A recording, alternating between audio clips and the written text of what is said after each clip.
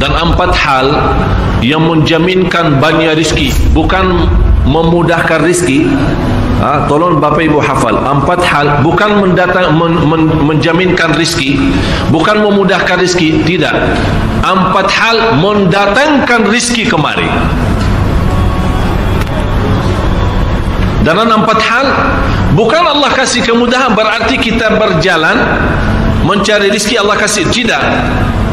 Bukan dikasih kemudahan, tapi di mana saja kita ada, posisi kita di mana saja, Allah datangkan rizki kepada kita.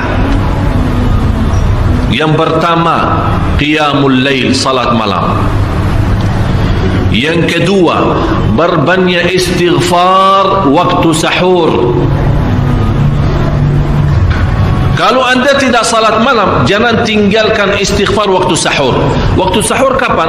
Kira-kira 30 minit sebelum azan. Disitulah Allah sendiri memuji.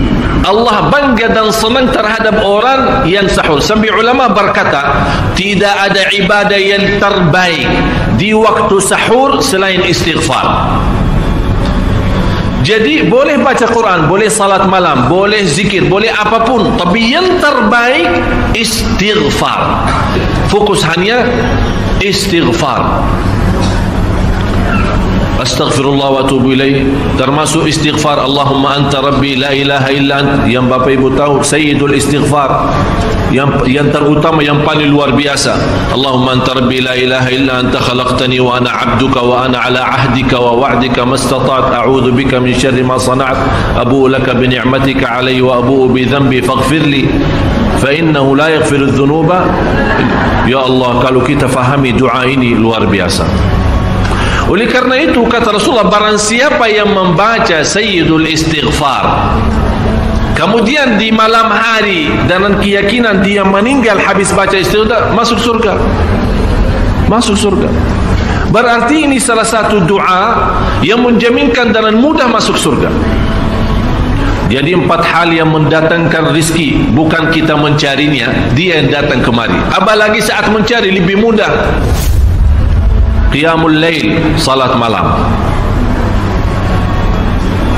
Tapi dalam bahasa, mohon maaf Bapak Ibu, dalam bahasa Arab disebut qiyamul lail, bukan salat. Tapi kalau diterjemahkan dalam bahasa kita salat. Tapi kenapa di situ qiyamul lail? Diberikan qiyamul lail, qiyam artinya berdiri. Berarti lama. Saking lama berdiri dikaitkan jadi qiyamul lail. Qumil laila ya ayyuhal muzammil. Apa terus? Qumil lail, berdirilah saat malam. Berdirilah, bukan salatlah malam, tidak, berdirilah malam hari. Itu dahsyatnya di situ berdiri. Qiyamul lail. Yang kedua, berbanyak istighfar.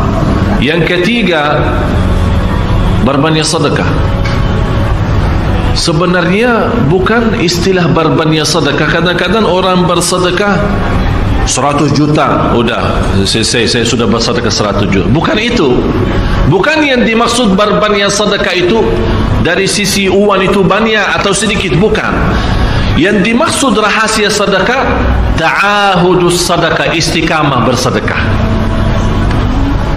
Istiqamah itu tidak menjadi masalah besar maupun kecil. Itu tidak menjadi masalah, karena bagi Allah tidak ada artinya besar maupun kecil. Kita tidak memberikan kepada Allah karena Allah maha kaya.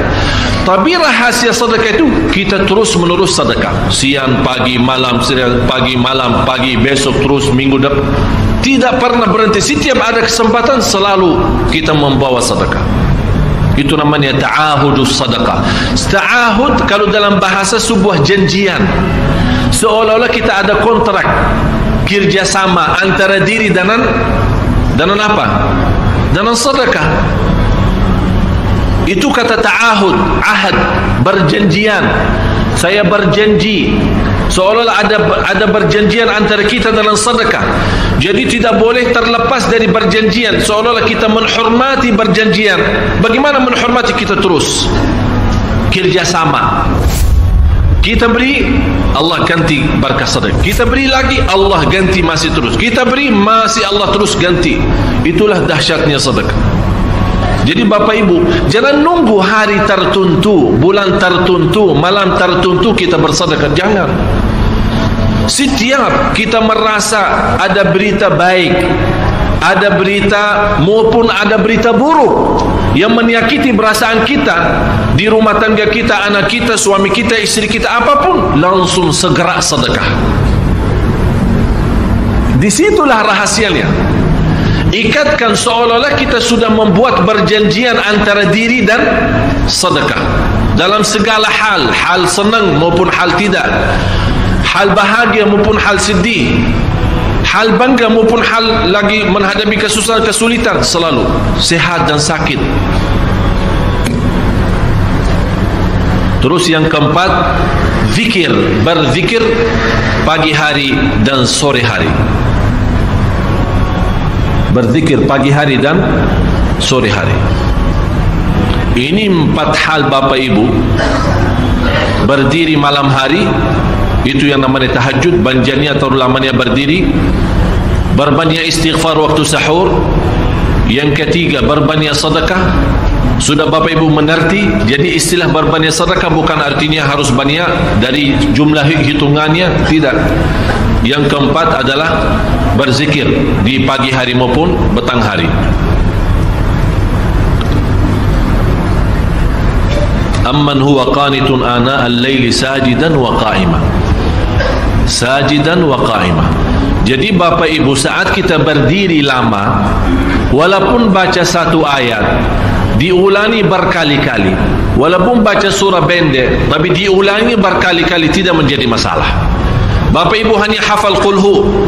Qulhu dibaca 3 kali, pahalanya seperti baca Al-Quran 30 juz. Ada seorang salih mengajak kawannya, sudah mendekati subuh, ayo bangun salat malam dan baca sepertiga Al-Quran. Langsung orang itu menjawab, bagaimana saya baca, sebentar lagi muazan. Bacalah qul huwallahu ahad. Salat malam dan qul huwallahu ahad. Jadi Bapak Ibu, yang saya harap jangan mensusah fikir, ya Allah saya mau baca apaan. Tidak usah susah fikir. Baca dan nikmati, yang penting nikmati bacaan. Walaupun qul huwallahu ahad setiap hari. Kalau kita bosan baca, Allah tidak akan bosan mendengar. Malah Allah paling senang mendengar bisikan bacaan dan bisikan doa kita malam hari. Allah paling senang mendengar bisikan doa munajat kita malam hari. Itu luar biasa.